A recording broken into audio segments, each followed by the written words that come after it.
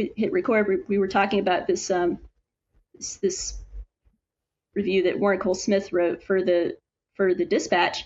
Yeah. I mean, I'm sorry to say it, but I happen to know that Warren was dishonest for his own part when he wrote that review, because he claimed that Meg never responded when he asked her for comment.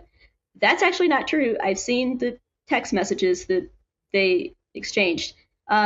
Meg did respond. Now, she was a little bit hesitant. I won't go into all the details, but she wasn't necessarily comfortable or sure if she wanted to do a long interview. But and then he sent an email that fell through the cracks or whatever. But it's just false that he got no response. So it bothers me when somebody like Warren Cole Smith is held up as, this shining example of honest journalistic whatever, and Meg is just some hack. When I know for a fact that that's not true, that it's just not true. Logan, do you want to weigh in on that?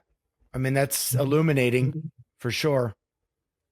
Yeah, no, a lot of the critiques I read, this was sort of part and parcel of each one, especially the ones by the former, was it World Magazine? Yeah, folks that she had worked for. That was, I think it was Janet Mefford and Smith. Warren worked at World, and so he's the main World guy who wrote. Okay. And I have other things to say about his review. We can get to that later. But yeah, Logan, go ahead. Okay.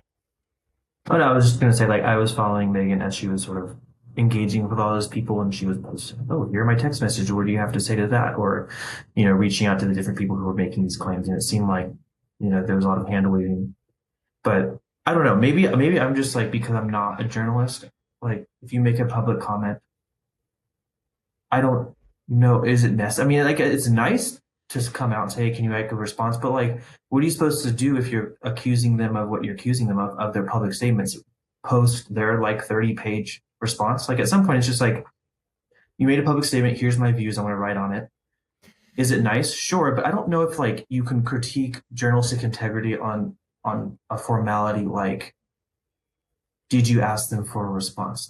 All these people have publishing presses, right, that can publish their responses, and social media and PR teams, and I don't know. I mean, maybe if it's I tend to agree. This sort of punch down kind of thing, that's where okay, if Megan went after some small congregant pastor who has none of those things and just sort of destroyed this person. Sort of J.D. Greer did with that congregation right? of people, exactly. right? And then didn't post any of their responses, and then didn't, the accountability. Well, that's I an can see important that being point. very different. I think that is an important point. These people are not, and it goes back to the point I made sort of at the outset of this. These are not the little local pastor in, Bloomfield, Indiana somewhere. Yeah. These people have a lot of capacity to defend themselves or make clear what they meant, and so on and so forth. I would say, one thing we might want to make a distinction about is if you've said something public, you've published something public, I think that's free game. You get to respond to what the people have said. Now, if you're trying to get back to, what was the motivation for the content you produced? Yeah, okay, then maybe you need to get into a personal communicate with the person to figure out, okay, try and get more deep into what was motivating, what was their intent. Because one of the things clearly she's trying to think about in the book is, are these people wolves in the sense of they're lying for some ulterior motive, be it money or fame? Have they actually come to believe these things, in which sense maybe they're being more foolish, and so on and so forth? Or is it mercenaries was another category?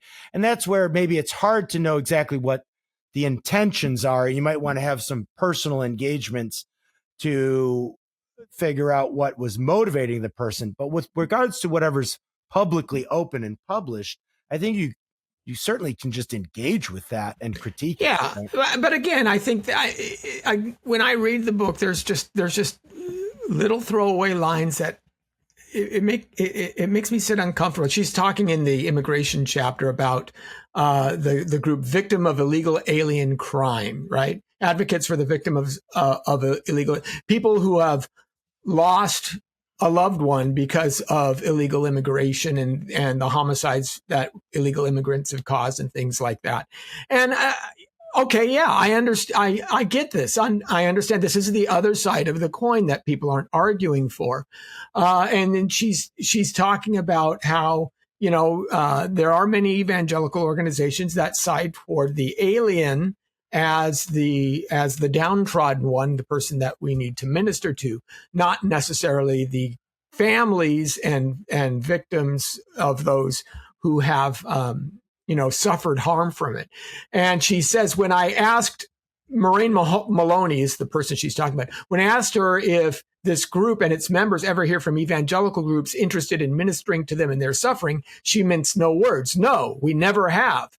And we represent the loved ones of victims from all over the country. Now, that doesn't mean anything, right? We may not know that I never knew before this book that this group even exists. But Megan, at the end of the paragraph, writes, perhaps these ministries and parachurch organizations don't care because there are no left-wing billionaires or federal programs funding them to care. And to me, that's just egregious. No, perhaps they don't reach out to you because they just don't know you exist. Did you ever tell them? Because I know in my church, we would have reached out to people in this situation. But to leave that section with that sentence, they don't care because there are no left-wing billionaires or federal programs funding them to care. That's an accusation that she's making, and I have a problem with it.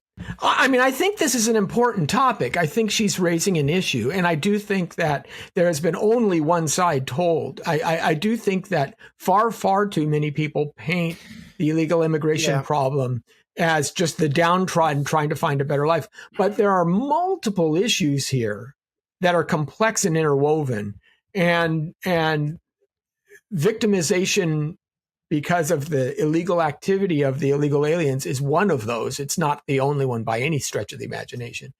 But it's just that last line, it feels like she's waving red meat in front of her audience. And to me, that doesn't sound dispassionate. That sounds just as provocative as the individuals she's decrying.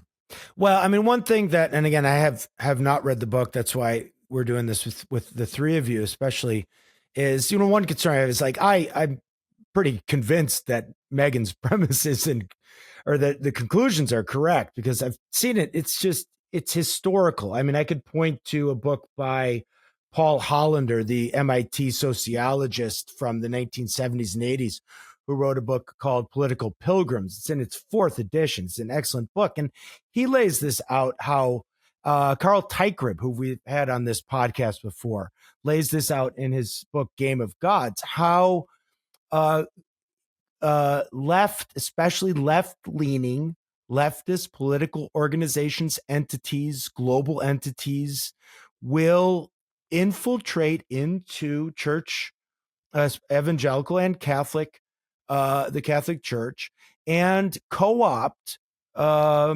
leaders because they understand the need to have religious backing for their otherwise, political and worldly programs. I mean, this is Hitler not like did it. Yeah, it's not like Megan's doing anything new here. I think she's just focusing in the lens on a particular subset of the American church here and showing and giving names, right? So that's why, for me, it was like I would want it. I'm hoping that it is, and I think it's rigorous enough. And it sounds like it's rigorous enough, but you wouldn't want to do a sloppy job of this where then people dismiss the idea. Oh, see, this is just alarmism, or it's, you're looking for a boogeyman that doesn't really exist. I would not want. The one thing I was concerned about was going after Gavin Ortlund because, and I like Gavin Ortlund's channel. I think he does a good job. But to me, I'd say, and I hope this doesn't sound mean-spirited, he's kind of like a small fish in a much bigger pond, especially on this issue of environmentalism. Yeah. Well, that's something I was going to add about the Ortlund thing is, I think Gavin is the main character in his own mind. I'm sorry, but like he really overinflated. So we actually looks like we're not having Gavin Ortland on the podcast anytime soon. I mean, I'm just saying he way over exaggerated his own importance in that chapter. He's like Anthony's saying, he's a small figure at the end. The real big baddies, let's say, of the climate change chapter. Pope Francis. No, I know she couldn't highlight a Catholic. Yeah, okay, go ahead. No, but like there's a guy I'm blanking on his name at the moment, but who came to speak at a seminary and was like literally shaming seminary students about their carbon credits or whatever. That's an example of a big baddie that she's really like a big wolf that she's going after in that chapter. Gavin was meant to be more of an example of how this kind of stuff trickles down. And, you have your really aggressive propagandists at the top, and then you have kind of well-meaning but gullible evangelicals who want to be on top of things. They want to seem, I'm not anti-intellectual, I'm not anti-science. I want to be smart and accept the settled science or whatever here. So Gavin is in that category, just kind of quick to accept all of this stuff and then sort of repackage it and resell it to his own small audience. And she's just sort of showing something socioculturally about how that dynamic works. She's not saying that Gavin is a big bad wolf. And at the end, she does like a wrap-up conclusion where she doesn't mention Gavin explicitly, but she says some kind of severe sounding things. And the most severe elements of that, I think if you read her charitably, it's clear she's intending to refer to the heavy hitters from earlier in the chapter. But then Gavin read that, she's like, she's talking about me. She's saying that I am all of these terrible things, X, Y, and Z. It's like, Gavin, it's not all about you. I'm sorry to break it to you, but it's just not. So yeah. All right. Well, good. I think we do have to understand that, in my opinion, the way I've approached my ministry is I've tried to make nuance important. It is true that a person can come and make an argument like, I can't believe that the Republicans are so morally vacuous that they would have a person who is convicted of 37 felonies be their candidate for the president of the United States. Now, that statement is factually accurate, but it really is missing a ton of context. Those 37 felonies all actually stem from a single action, if you will, and that single action was tried because it was politically motivated anyway. We do have several sources that say, so you say, well, wait a minute. In 2005, if you said you have a candidate that's guilty of 37 felonies, Republicans would have said, of course he's not going to be president, but it's different today because you have to nuance these things. You have to, and what I'm saying is you can't do it in reverse either. And the tone and the tenor seems to be one more of attack than say, let's be careful out there. I think what Neil Shenby in his review, he ends with a quote from C.S. Lewis, and I think this is right. Lewis writes, suppose one reads a story of filthy atrocities in the paper. Then suppose that something turns up suggesting that the story might not be quite true or quite as bad as it was made out. Is one's first feeling, thank God, even they aren't quite as bad as that? Or is it a feeling of disappointment and even determination to cling to that first story for the sheer pleasure of thinking your enemies are as bad as possible? If it is the second, then I am afraid the first step in a process which, if followed to the end, will make us into devils. You see, one is beginning to wish that black was a little blacker. If we give that wish its head, later on we shall wish to see gray as black, and then white itself as black. Finally, we shall insist on seeing everything, God and our friends and ourselves included, as bad, and not being able to stop doing it. We shall be fixed forever in a universe of pure hatred. And that's the caution. In we have to say, hey, there are some problems here. Some of these are hard stops. The environment is a hard stop. Good Christians can disagree. I mean, sometimes the argument in predestination and free will takes this tenor, which is ridiculous, but at least we all understand that we're both going in the same direction. Politically, we've seen this in the general atmosphere. I just want to say that when we're talking but within the church, when we're doing family business, I would hope that we would say, there may be cautions here. Gavin Ortland may have been improperly influenced by his sources. I don't think he's read some of the right sources. I don't know if he's read Bjorn Lomborg. Lomborg is an excellent climate scientist who really debunks where he says, yeah, there's a real climate problem. Hugh Ross says, yeah, there's a real climate problem, but it's not the end of the world. And the problem with all of the climate pronouncements is, oh, it's the end of the world. Both Lomborg and Ross, you know what? We can solve these things. We can actually build breaches against ocean risings. We can maybe not put $1 million homes on cliffs in Palos Verdes, where they're going to fall down. Humanity has come up with solutions to some of these things before, and there are benefits. When nobody talks about the benefits of climate change, because there are benefits as well. But that's just an example of where I think a book could be much more helpful by saying, there are real problems. There are real connections. The left is actually insinuating itself into the church. But that doesn't mean that anybody who's taken that bait is either lost or a fool. Maybe they just need to have more education. Okay, let me ask two questions then to Bethel and Logan. And then I want to transition. One is to respond to about the tone and the tenor of the book. And then the second question, and then we'll move into our next topic, which will be one of Bethel's recent articles. The other one is, of the critical reviews that you guys have engaged with, whether it be from J.D. Greer or Neil Shenvi or whoever, have there been any points that you say that they made that were valid points in response to Megan? So first, you're responding to Lenny on the tone and the tenor of Megan's book. And then have there been any pushbacks by critics that you would say, yeah, there was some things here that we need to take a look at? So, to be honest, I think all the people who tried to take big swings at it just importantly missed the mark. And, I like Neil. I talked a lot with Neil about this through this.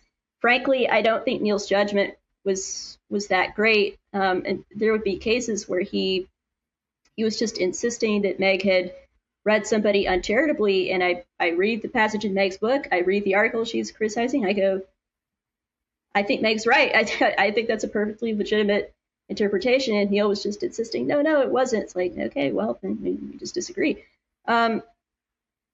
So, I think that the one thing I will say, and I said this in my own review, I think the book just could have been cleaned up. Like, it could have been more factually careful.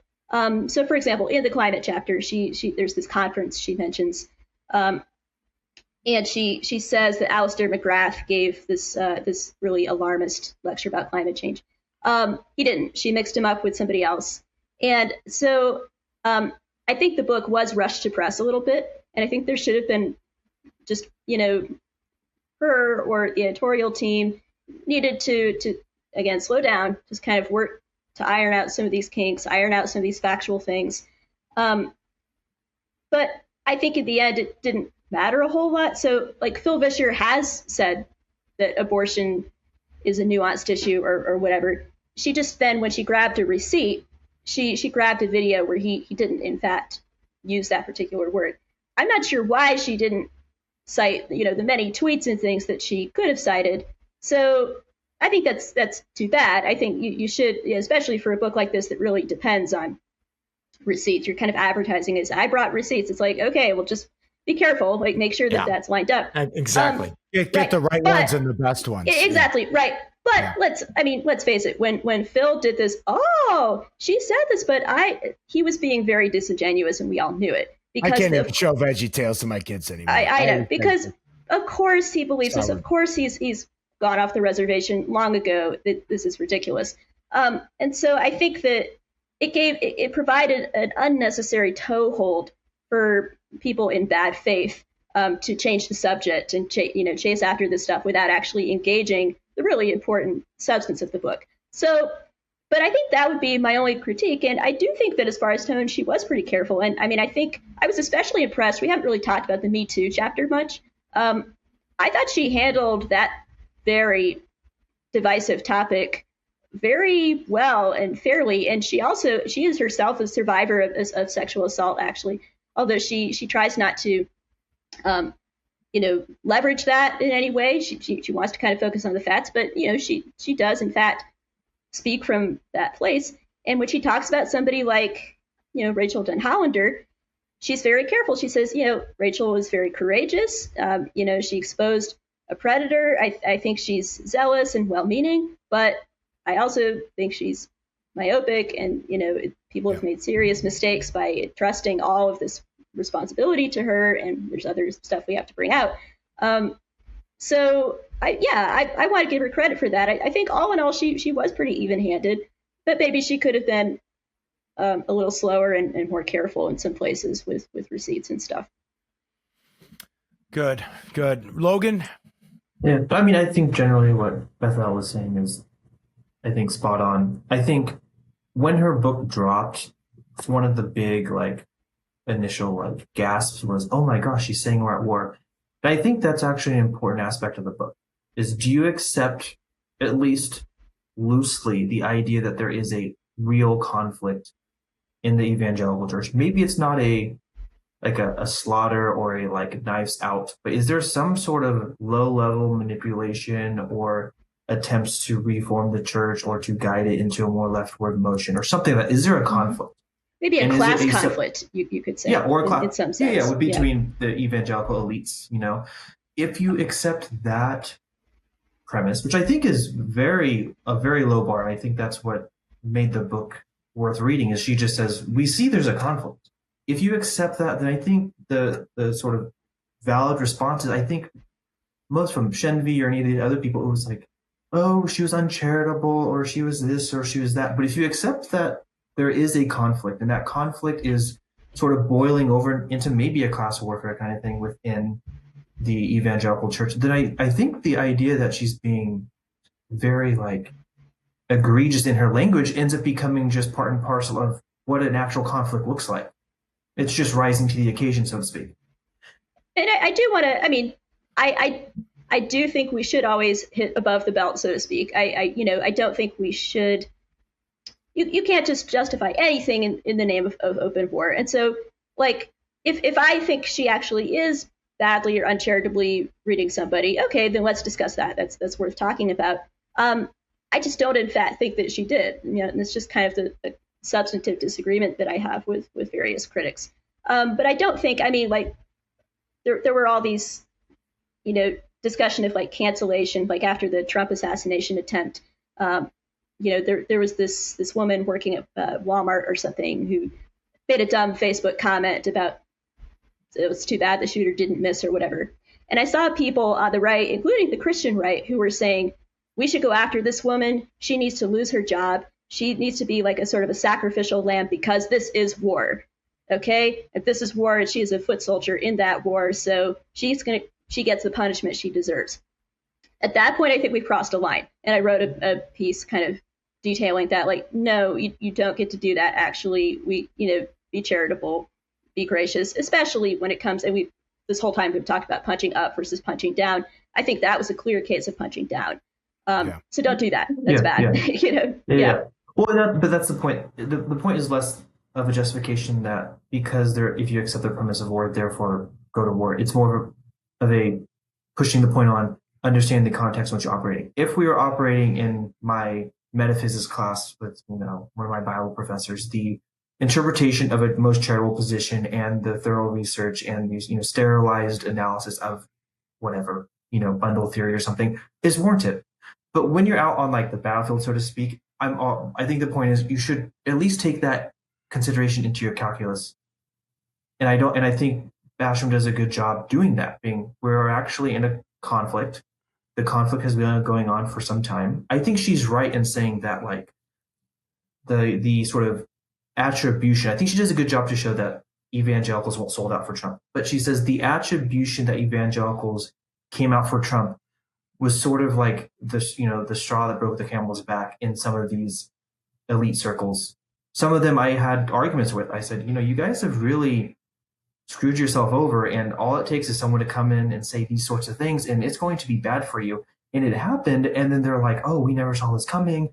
How did this happen? How do we fix all these, farmer kind of people and make them on the right side of history? And you're like, okay, you're just doubling down in the bad on an inappropriate response. It's going to get worse and worse and worse. And now we're finally at the point where people are lashing out. But I think if you want to have like a charitable interpretation, it's like the charitable interpretation of finally the low class people being sick of what they're being fed, and now they're responding. And I don't see, especially in response to Megan's book, that they've got the lesson. They're now just going to tighten the bolts even harder, and I think it's going to make it much worse.